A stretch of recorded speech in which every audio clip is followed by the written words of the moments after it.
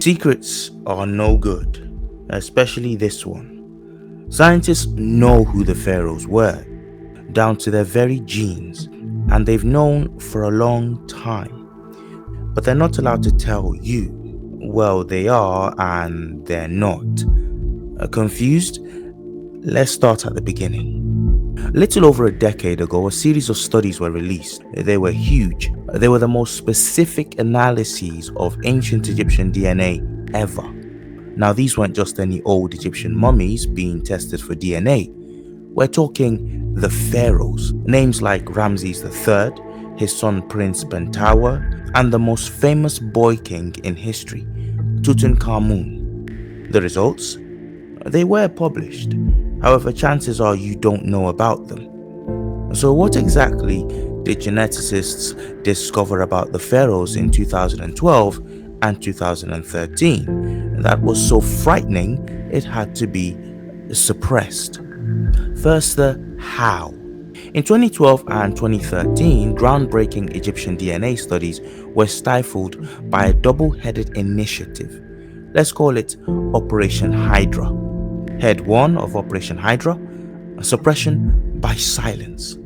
Nobody spoke about the results of the studies, but silence alone wasn't enough to ensure this research never saw the light of day as far as the public psyche was concerned. No, these studies were so disturbing, the scientific establishment decided to bury them with another study. This takes us to Head 2 of Operation Hydra. We'll call this head Suppression by Schuenemann, named in honor of the lead author behind the now famous Schuenemann study. This Schuenemann paper was published in 2017 by Nature, an online open-access academic journal, and it was a big deal, or at least the noise around it was. Since its release in 2017, the Schuenemann study and its ambitious claims about ancient Egyptian genetics have been the go-to for the internet's most erudite history enthusiasts. But here's the kicker. Even bigger than the study was the big fat F academics gave it once all the hype faded. Why? Well, first, here's what the Schuenemann study claimed in a nutshell. Quote, ancient Egyptians shared more ancestry with Near Easterners than present-day Egyptians, who received additional Sub-Saharan admixture in more recent times.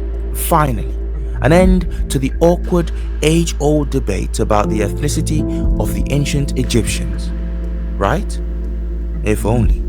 Some experts decided to take a closer look at the Schuenemann study, and when they did that, it turned out this seminal paper had more holes in it than Cleopatra. Holes number 1, 2, and 3. Location, location, location. All 3 samples used by the Schuenemann paper were from mummies discovered by early 20th century excavators in the far north of Egypt, also known as Lower Egypt. All came from a specific region, a nome, or as the ancient Egyptians called them, a sepat, representing all of 2.4% of Egypt's sepats. That region is here in the Fayum district of Egypt, known today as Abu Sir el-Melek. To understand how especially bad this approach was, listen to Professor Christopher Ehret. Some of you may have seen or heard about a recent genetics article that makes the ancient Egyptians out to be Levantines. Let me be very clear, these findings come from one locale in a large stretch of possible locales in northern Egypt, and the finds date well after the foundational periods of ancient Egypt. It's somewhat as if, I was thinking of this particular image, rather than investigating DNA from a 17th century cemetery in Plymouth, we instead choose to investigate DNA from a later 19th century cemetery in South Boston. And then we conclude, having done that the United States was founded by people of Irish descent. That analogy is no caricature.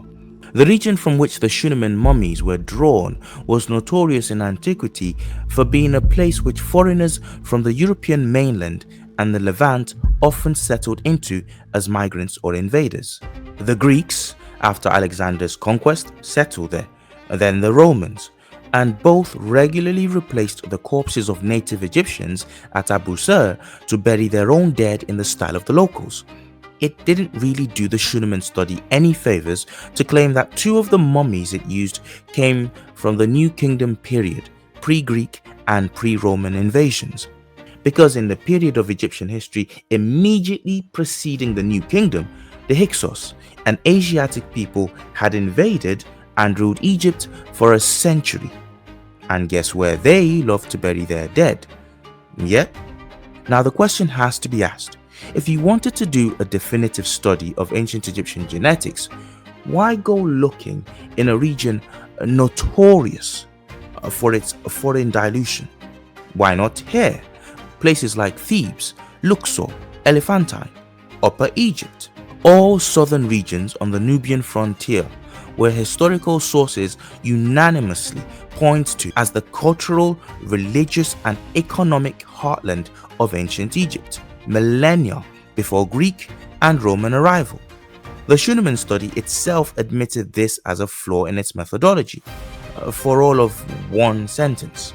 Listen, quote, "We note that all our genetic data were obtained from a single site in Middle Egypt and may not be representative for all of ancient Egypt. It is possible that populations in the south of Egypt were more closely related to those of Nubia and had a higher sub-Saharan genetic component, in which case the argument for an influx of sub-Saharan ancestries after the Roman period might only be partially valid." To quote an ancient adage, you think? The second reason why the Schuenemann paper raised the eyebrows of those in the know was its sample set. Many who cite the study as an authoritative source either don't know this fact or do and ignore it anyway. After initially boasting of the hundreds of mummies used in the study, further down in the Schuenemann article, effectively the small print, a monumental admission is made. Those hundreds of mummies were the shortlist. In the end, genetic samples were only taken from 3 of the mummies at Abu Sir el-Melek. 3. Let that sink in. 3 mummies of possibly random foreigners, 2 from the New Kingdom and 1 from the Greek Ptolemaic era. The final thing that you need to know about the Schuenemann study was that it was based on a study of haplogroup DNA. What does this mean? First, definitions are needed. A haplogroup is a genetic population group of people who share a common ancestor either on the male side, known as Y-DNA, aka the patriline, or on the female side, aka mitochondrial DNA, or matriline. Why is this a problem? Using single-line haplogroup DNA to determine the ethnic makeup of an ancient population is, let's be nice, junk science. A 2018 paper critiquing the Schuenemann paper said this about its haplogroup dependence. Quote, "Sex-biased sampling, mitochondrial DNA, cannot recover population demography of the whole country unless the sample size is large enough and representative in terms of chronology, regional variation, ethnicities, including the foreign presence, class, and geography. It suffers from many biases that can affect the assessment of the effective population size changes, mutation bias, and natural selection." Close quote. Besides this, 2 people can have the same haplogroup DNA, either mitochondrial, matrilineal, or Y-DNA, patrilineal, and in actuality be of wildly different racial classifications. Take the Andaman Islanders of Asia, North Africans in the strictest sense of the word, and they present with typically Asian haplogroups. And yet, barring the obtuse or disingenuous observer, most would agree this population group would blend in almost anywhere in Africa. A point proven? Not till you hear this. You won't believe it, but one of the leaders of the Schuenemann study, German professor Johannes Krauss, who looks like this, carries a quote, a Sub-Saharan African haplogroup. Of course you don't believe it, neither does Google's AI. Well, here's proof, Gemini. But for example, I have a African Y chromosome. Yeah. Right? I have E2. It's kind of. Oh, you're haplogroup. E2? Yes, I am. yeah, but it's one that. It wasn't me.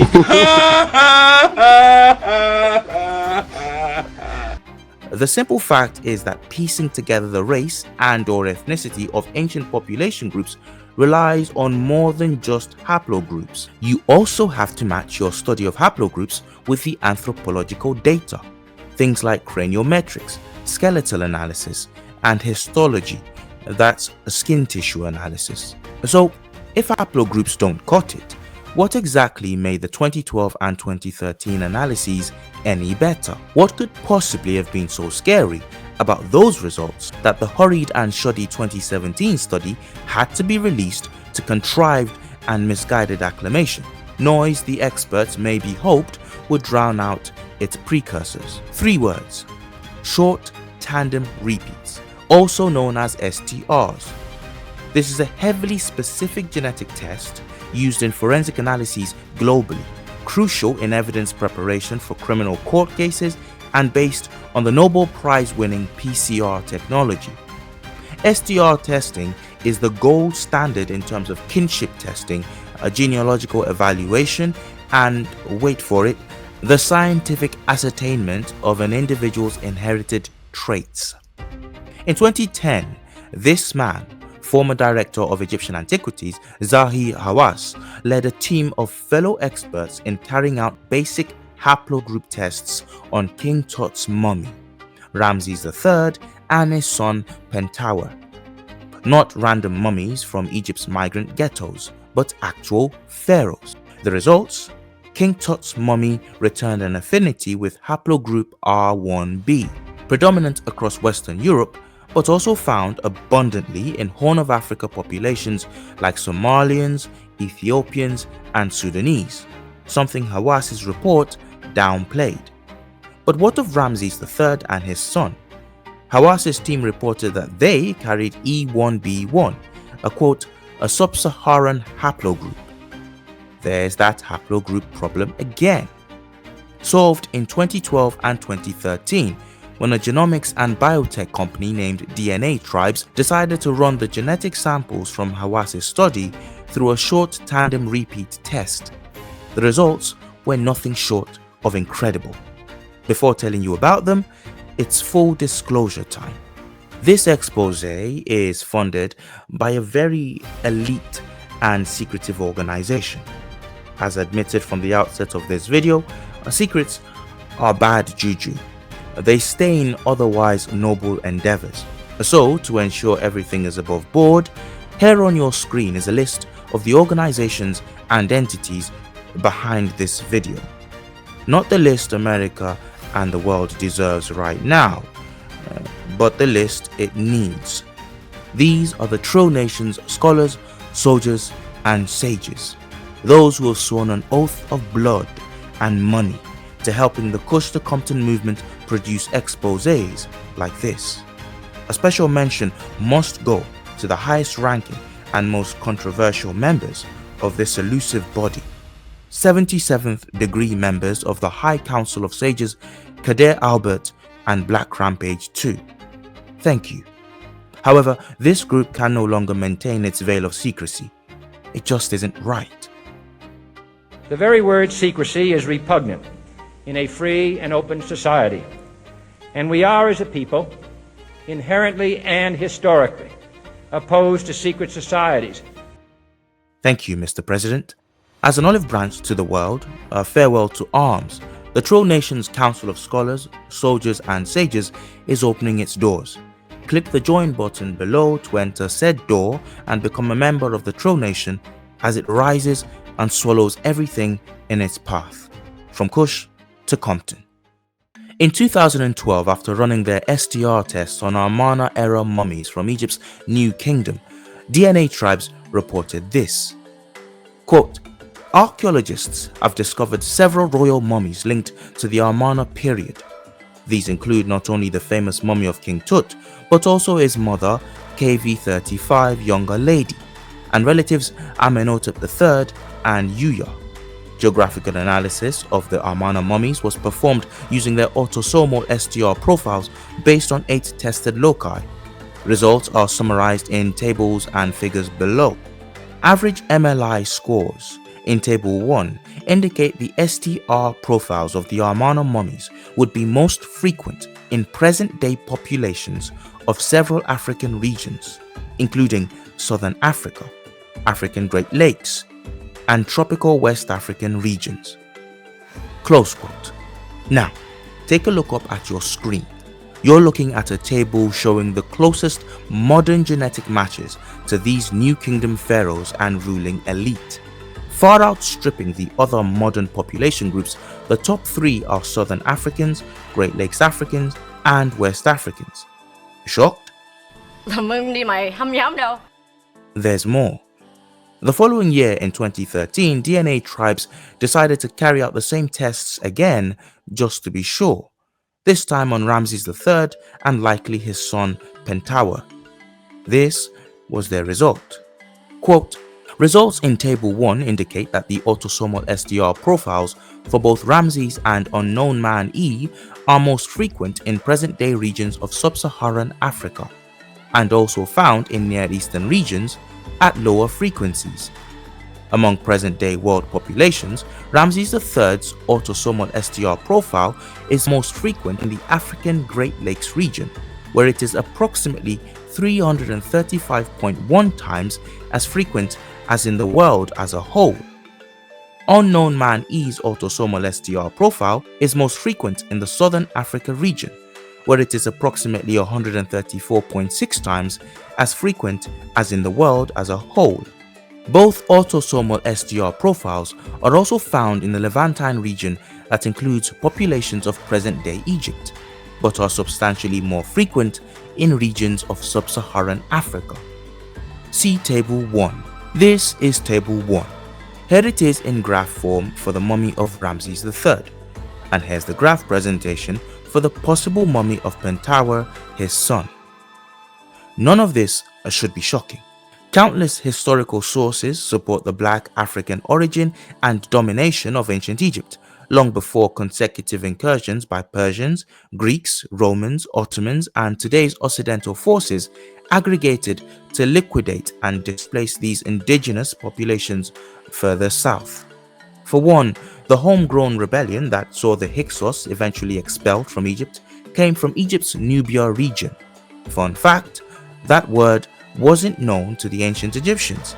Nubia is a Roman bastardization of the Egyptian word for gold, nub, gold which ancient Egypt was world famous for, and gold which came from its southern regions well within the boundaries of modern Egypt. Regions in which the Romans encountered the blackest of all Egyptians, the Nubians. Time would fail us in citing the historical sources which back up DNA tribes' genetic tests. Here is a most meager smattering. The Suppliants by Aeschylus, 458 BC. I see the Egyptian shipmen. They catch the light with such black limbs against their robes of white.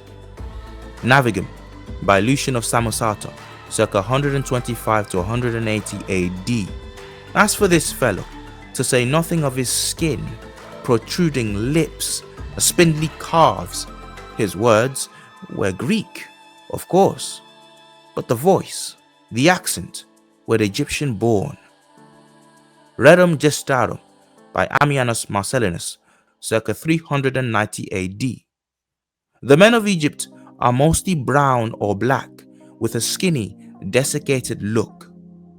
2,000 years later, technology unimaginable to these painstaking authors bears witness to their words, and not only to theirs, but also to what this Oxford professor discovered in the 1980s, when she studied the mummified bodies of the pharaohs, well before the viability of genomic testing. Her conclusion? Quote, super negroid. A surprise, surprise, her paper is nowhere near as famous as Schuenemann.